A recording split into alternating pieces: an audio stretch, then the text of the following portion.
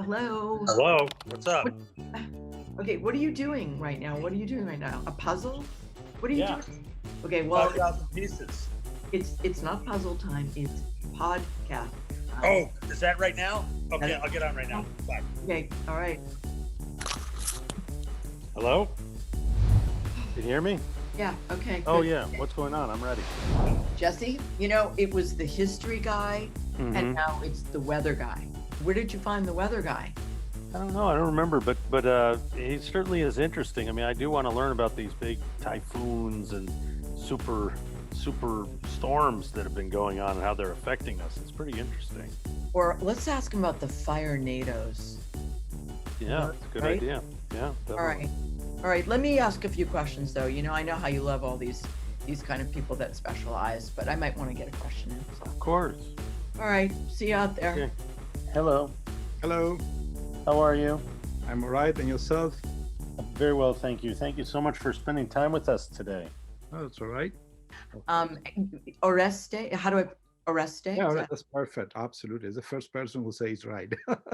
oh, you just make me so happy. Yeah. Okay. Well, how do you describe yourself, what you do? What is your work? How would you talk about Right now, I am a director of a cooperative agreement between University Space Research Association, which is my employer, and NASA Goddard.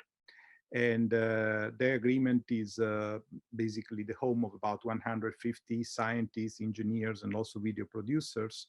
And is focused predominantly on Earth sciences, although there is also a component that's planetary sciences as well. And in the past, I was, until a couple of years ago, I was really a scientist. I was mostly devoted to tropical cyclone study. I still consider myself a scientist, of course, but now this managerial role has taken a big toll on my time. But my specialty was mostly tropical meteorology, hurricanes, and try to improve weather forecast on, particularly on hurricanes, using NASA satellites and trying to exploit the value of information that comes from satellites. You know, were you always interested in storms as a boy? Yeah, I did. I definitely had an interest in meteorology since I was a child. Absolutely, that's right. I used to live in a town named Trieste in Italy that was extremely windy and used to have this local wind that was really hurricane level, and I was fascinated by that. So certainly I was very interested in weather. But I'm not just a weather, focus. I do have a lot of other interests as well. So, but that certainly has been something that was with me since I was a really child. quickly about the wind? And you said in Trieste. Trieste? Yeah, right. That's right. Yeah. So what is it about the wind that, like, sometimes they'll say it makes people crazy, or what is the wind? What is it? Well, scientifically, it's just the result of difference in pressure between various parts of the Earth. The atmosphere is not homogeneously distributed. It has places where the pressure is higher, and the wind tend to move from the higher pressure to the lower, but is deflected by what is called the Coriolis force, which is a consequence of the Earth's rotation, and therefore and also it can be deflected by orography, by the shape of the mountains, and various things. And it can be, of course, very benign and is very essential, but at the same time could be devastating when it goes beyond a certain threshold. It can take down, of course, trees and can power lines and also destroy houses and so on. So it has a wide range of effects on our life. Are you seeing? It seems not knowing that much about it, it seems that the storms are getting bigger. Do they seem to be getting bigger? Well, this is a very difficult question to address because we as a scientist, really like the objectivity of data, and there is in general a tendency of getting excited about certain things in the media, but also in the common opinion. So to assess really a change in storms, it's a complex problem because what we know, of course, that the Earth has been warming, and however, the way in which this energy distributes itself, is not easy to understand. And first of all, we have two types of storm that are completely different. One are the tropical cyclones that are also, of course, called hurricanes in the Atlantic or typhoons in the Pacific. And these are basically, they are one type of storm that develops in the tropics, and they have this structure is vertically aligned. That means if you look at the pressure at all levels, they are basically aligned. That's why you have an eye on the top. From satellite, you can see an eye, and that's one kind of event. And then you have something completely different, which is the mid-latitude storms that are the ones that are associated with cold and warm fronts. And the engine for that is the temperature difference really between the equator and the poles. It's called baroclinic instability, which is a form of atmospheric instability that develops when there are temperature differences. So the storms in the tropics do not need that. The thing, the source of energy is the flux of heat and moisture that comes from the ocean. So they need a warm ocean. Whereas the storms in the mid-latitudes, they respond to these temperature gradients between the low latitudes and the high latitudes. So in a warming scenario, what would happen that we will have warmer oceans, so there is more energy available for tropical cyclones. And however, we would have probably less temperature difference between the equator and the pole, because the poles are warming at a faster rate than the equator. So it is possible that the intensity of the storms in the mid-latitude in this scenario could actually reduce. Whereas for the tropics, there are various possibilities, because to make a hurricane, you just don't, it's not just enough to have the warm ocean. You need to have what is called organized convection. That means that the single convective cloud, they have to assemble together in a rotating pattern, and they have basically to squeeze into something that is relatively compact and small. To do that, you need to have some areas in which the sky is clear, and therefore you have a mechanism that have to suppress convection away from the hurricane in order to shrink it in the hurricane. So if this process doesn't happen, you may have a world that you have a lot of convection scattered all over, but less hurricanes. So I'm just saying this is a hypothesis, and it's equally possible that we can have more hurricanes as well. But the key point is, do we have the mechanism in the warmer world that allows for more hurricanes to be created, or we just having more convection and more rain? So this, I think, is an open question. There are very talented people who have opinions on this. A lot of people believe that there are more storms now, but to prove that rigorously, we should have a much longer data set, and I think it's still an open question for debate. One thing we are sure is that there is more energy available in the ocean because the ocean is warmer. You know, have you been in a typhoon? No. How about the eye of a hurricane? No, I have not. I shared an office with a friend when I was in graduate school. He was at the time was a captain in the US Air Force, and he used to be a hurricane hunter. So he used to fly in C-130s inside the eye of a hurricane. And so I was fascinated by his stories. Definitely there was incredibly fascinating. He told me this experience when you are in the eye that looks like being in a gigantic stadium, because you see this blue sky on the top and this immense wall of clouds that surround, and then of course you're back in the storm. So I just can relate to his experience, but I never had it in person.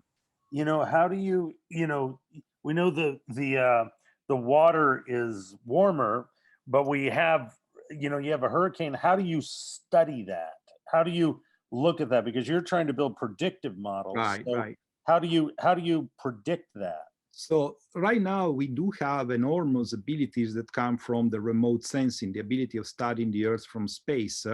And we have a tremendous amount of satellites that are around the Earth, and they have all sorts of sensors. And the one particularly on which I have been working a lot was called the AIRS, Atmospheric Infrared Sounder.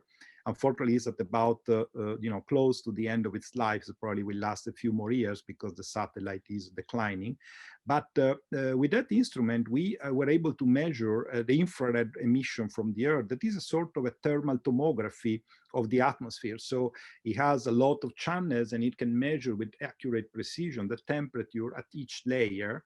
And with that information, you can scan the area around the hurricane and really have an understanding of the thermal structure. And there are other sensors they measure microwaves, and they actually get into the clouds even very effectively. And of course, there are also sensors that can measure wind from space.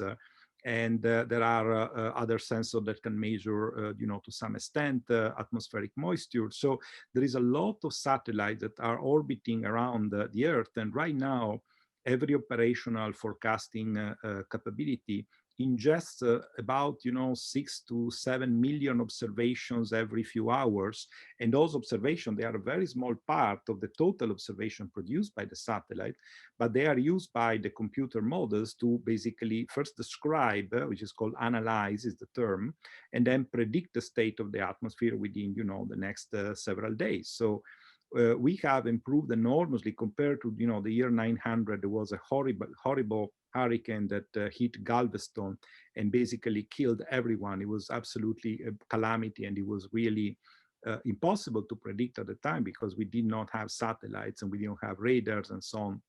Although in Galveston, didn't they try and say you should get out and nobody listened because it's that's a story that was built, but I think it's very unfair toward the individual that has been slandered. I remember reading that book.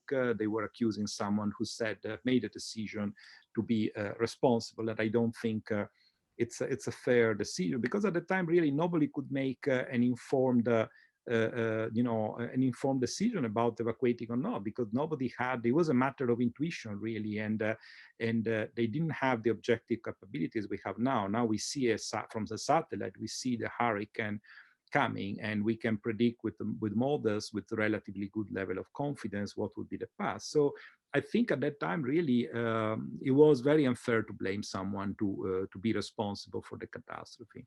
So when Oh, sorry. what were we going to say, Priscilla? Oh, I just want to ask a question. When in this predictive model, when we're there, do they ever surprise us and change course? Like, Of course. dart away, and how quickly can that happen so that, do you know what I mean? And what might cause that? Like, what is the anomaly where they just decide to do whatever they want to do, like following Mother Nature? Yeah, the atmosphere is extremely complex, and our models always represent an approximation. And the more complex they become, the closer this approximation to reality is. But we are never really describing nature in its complete detail. So there are always new aspects. So the models keep improving, and we do measure that. So we have some very rigorous sets of metrics that we use to validate the forecast skill. And so one of these metrics is the position of the center, how we predict it 24, 48, 72 hours in advance, and so on. And the other is the intensity. And in this regard, we have made colossal progress compared to 10, 20 years ago. The National Hurricane Center used to have an uncertainty at day 5 that was 3 times larger than what it is now. So, and you measure that with statistics at the end of the season. The National Hurricane Center produces a very accurate report that tells for each hurricane what was the error from individual models, from all the models, and actually the objective prediction, the final prediction that was done by them. And they made the statistics publicly available. Everybody can go to the National Hurricane Center website and look how the statistics of the accuracy of the track have been changing during the years.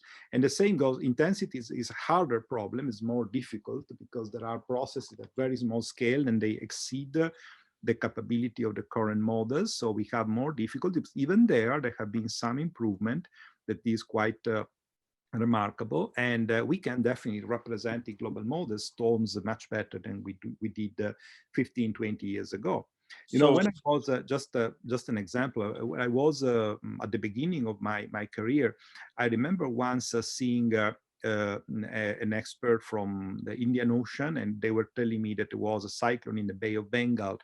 And I used to have this global analysis, and I thought that was very accurate at the time. And I was shocked because I couldn't see the cyclone in the analysis. It was not represented. The analysis means a description of the atmosphere at a given time. It's not a prediction. It's the starting point of the prediction. So we weren't even able to see them in the models of 15 years ago. And of course now we can, and of course the forecast has been forecast that use a condition in which you don't have even the hurricane in the initial at the start was definitely very difficult to make, or if not impossible. So there is an improvement definitely, and we are getting better and better. And there are, however, many side effects of hurricanes which are not strictly part of the hurricane itself, but they could be causing immense life loss and property loss. And those could be the freshwater flooding, for example, the response of a river to the precipitation, which is a different problem. Could be, of course, landslides, could be all sort of things. And also the response of people, that's another aspect, people who don't evacuate, or they are provided, they decide to take the risk and so on. So there is a lot of effects that are social, and they are also related with civil protection, that are not strictly meteorological, but also need to be taken into account to have a full vision. When you say there's 6 to 7 million data points, right? Does that all come to a room where you sit in a room and you look, and then you're looking at all these data points? There's so many that do you use AI, or what do you use to bring that all together? It's a process called data assimilation, which is a process that allows basically a global model, to ingest all this data. This data come from satellites and their observation of different types. A model is a set of physical laws that is given an initial condition and predicts the state of the atmosphere in a future time, okay? And so that initial conditions come really from data assimilation. So data assimilation is this procedure that allows to get all this data, have a quality control, and also reduce their volume, because there are too many to be ingested. We can't use all the data. Has some, checking that the data are right, and then they are organized in the same format as the model accepts these initial conditions. And then once the initial conditions are given to the model can start and make a prediction of the future state of the atmosphere. So the process data assimilation, as is a blend of statistical and deterministic properties. So artificial intelligence is a new thing in meteorology, and there are interesting potentials for improving data assimilation. There are some aspects there is one aspect particularly, which is the reduction. It's called thinning, and is the reduction of data that we get from satellite, because a satellite, even if we use 6 to 7 million data every 3 hours, the satellites make much more. And we do have to grossly downscale the amount of data, because we wouldn't be able to handle them partially. And then also there's a problem that too many data actually hurt the forecast. So the process now is done in a very crude way. It's called thinning, and we just subsample the data, getting one data every 140 or 180 kilometers, for example. But there are ideas of using artificial intelligence to make an intelligent choice that is based on the flow of the atmosphere, rather than just having this regular subsampling. So there are applications, but they are kind of experimental now. Right now, data assimilation does not use, in general, in the operational centers, a lot of artificial intelligence, but there are potentials for the future to improve even further. When we talk about the data simulation, is the reason it's more accurate because we have more storms is the simulation comparing the data set against past storms to become more accurate, or do the past storms not matter? So let me clarify. The term is data assimilation. I mean, not simulation. Data assimilation. And assimilation is the act of assimilating the data into the model. Okay. So that is one thing that benefits from having historical data, because you can test your system, and there is a procedure called observing system experiments with data of the past, and you can try to see, let's say, right now, for example, we are studying with my team, we are studying Hurricane Harvey, Irma, and Maria that afflicted us in 2017. So we can use past storm, we can use the past data, and we try to remake a forecast, making a different use of this data. And that's extremely useful. So the more storms we have, the more we can improve the process of data assimilation by trying to tailor the data to our model and try to improve the efficiency that the model has in using this data. So definitely to start a forecast without any information of the past, forecast activity is very difficult, and it's very beneficial to have a lot of information from the past. Yes.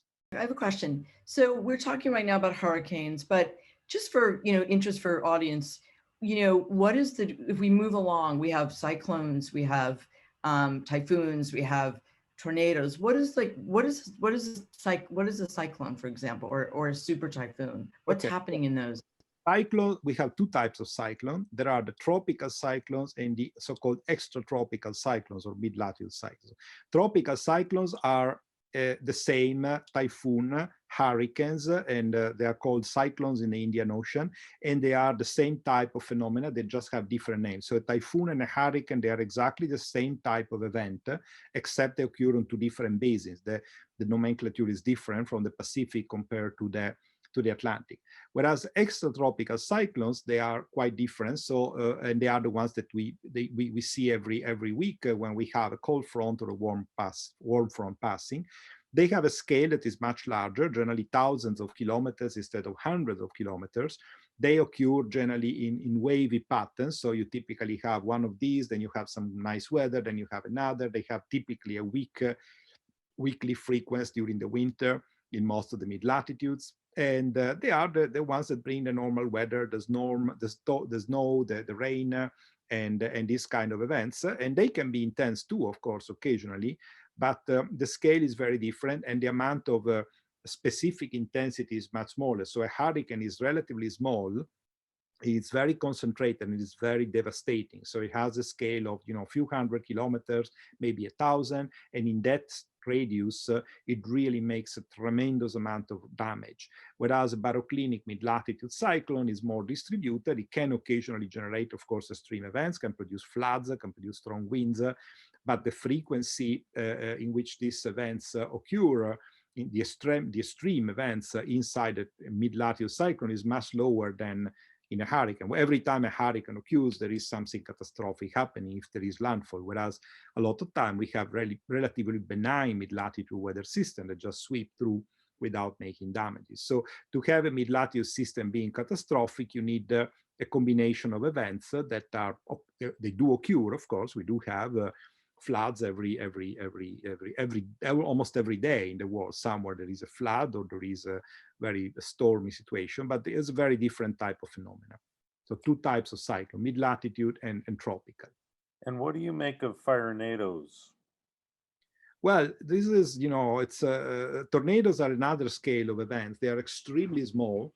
They are on the scale of tens of meters, hundreds of meters at the most, and they are produced within a baroclinic environment. It means typically they are associated very often where you have a major cold front and you create this swirl essentially from a cloud that has a tremendous amount of shear. Shear means that when you have a changing wind very strong in a short area, and this can produce these funnels that basically are, of course, the tornadoes.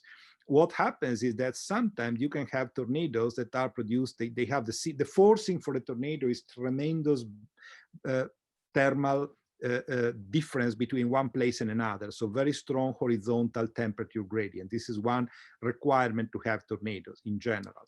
But you can have this kind of situation could occur when you have a monster fire. When you have a monstrous fire, you can create temperature gradients on that magnitude. So you create something that resembles a tornado that is not really generated by a storm, but is associated to the source of heat. You can also have tornadoes, in more rare, associated with hurricanes. Hurricanes do not have generally very strong temperature gradients horizontally. They are homogeneously warm, but a lot of time the vorticity associated with their bands where you have a rain band and you have an area that is slightly more clear and is less perturbed, and you have another rain band, and you have sometimes vorticity associated with this rain band that can generate tornadoes. So tornadoes are very small scale effects that are on the order tens of meters to hundreds of meters, and they are associated with most often with strong temperature gradients. Occasionally, they can be stirred by a huge fire, and sometimes they can be stirred by a hurricane. So they can occur in different places, but they always are very localized and they're very devastating on the spot where they fall. But you might have a house 50 meters away from a tornado has hit that is completely untouched, and another house destroyed 50 meters in the other direction. So that's a unique thing about the tornado. Feels personal, like they're coming to get you, Exactly. A little bit. Yeah. In Houston, they build in the floodplain. So floodplains in general, I don't know about the particular Houston case. I haven't read anything about this, but well, they just have they have the storms there, and they get flooded every time because they're building in the floodplain. Oh, okay. So yeah, this is a problem that where I grew up in Italy was very common. You know, generally, of course, the rivers have a structure that you have the actual river, then you have a plain that is supposed to get flooded every once in a while. Then big rivers can have a second plain that maybe is flooded every century. And a lot of towns in Italy have been built historically all on the floodplain, and so they get flooded very often. So they put some argins, but those get passed. So if Houston is in a similar situation, then definitely is prone to flooding. And I don't know exactly the situation in Houston, how it is, but in general, we should, in the US, I found that it's far less common than in Europe. Europe is problem is much worse because there are a lot of historical towns that have been built on floodplains because of fertility or the easy to get, of course, construction material or being close to the river. In the US, I think this is less common. I find that a lot of streams and rivers, they have a very large area and people don't really build close. And of course, with the Watershed Protection Act that was implemented 20 years ago, things have gotten better. People generally are not allowed to build on watershed, which is a great thing also ecologically. So I guess that might be some places where this was done before or was done before without really knowing much about the structure. But in general, US, I think, is much better than Europe in terms of not building on the floodplain and not building in areas that are too close to rivers. What would you say to people, just talking about the weather, about these storms, these 100-year storms, like how should we all be thinking about that? Well, it's very important in this age in which, of course, there is the awareness of the environment that we understand that storms have always been there. So a lot of time I read the statements from people that seem to present hurricanes are something new, man-made, and that's not the case. They're not human-made. Hurricanes, the name hurricane comes from Mayan huracan, who is, of course, a divine, seen as a divine being, malevolent or very dangerous, but they saw it as a being, and so they were very aware of hurricanes. And there are history of hurricanes being reported by any ancient civilization. They have a lot of records of things that happened long in the past, and even in the Mediterranean. If you go back to literature written in Latin and Greek, there are stories about very strong storms that have been written centuries ago or millennia. So we have to be careful when we look at this approach that is trying to see everything that happens must be human-made. That is a little, is not true. The thing that we have to be very careful is that yes, we definitely have an effect, of course, on climate, but we need to study and understand what this effect is. So sometimes things are presented in a way that people, especially people who have little kind of historical memory for weather, they always have the statement, I've never seen this hot, I've never seen this cold, I've never seen this much rain. And there never is actually, they forget that, a few years before there was something and that thing has been erased by the memory. So humans tend to be like that. And it's very important that we keep a balance between what is, the past weather there has been terrible past weather events in all human history. And of course, we understand that now something additional has happened. There is, of course, the role that humans are playing, and we need to be aware that both things are true. There is, of course, a continuity with the past, and there is something new that is happening now. I have a kind of a final question here. When you think about sort of ancient populations, you said the Mayan had they kind of named it the hurricane, I think is what you said. And is there knowledge that may come from, kind of ancient, civilizations or cultures that really understood, maybe in a better way, how to live within nature, Mother Nature, that is an extreme being, that is a goddess, or however you want to think of this. Yeah. And so things like we think about people building now, should we be building floating cities? Like where's the knowledge base around, how we are going to work with this? Because these storms are more powerful than anybody on this Zoom call or this podcast, right? Yeah. How do we think about living in accordance with these ferocious, events? These living in ferocious. Yeah, I think, from the point of view of the storms themselves, there is really nothing we can do. We have just to try to increase our awareness and trying to increase our capability to cope with these systems. But in general, when I look at the past in a more comprehensive way, there have been civilizations who have been definitely more ecological than we are, and they have some awareness of some processes. For example, crop rotation. There have been some ancient civilizations that they were using very effectively crop rotation around the Mediterranean, and they were not allowing to cultivate the same thing for more than a few years, and they would have to be at some point pasture, and then the forest would have to return, and only after 20 or 30 years the forest could be cut back. That was an approach that some ancient civilizations had developed. So that there is always the possibility of learning from the past. Personally, when I say that I'm not just a scientist, I do have a passion for ancient civilizations. So that would be my greatest interest actually in life. And I have immense respect of ancient people. And I occasionally find that they were aware of things that eventually sometimes could have been forgotten 1,000 years later.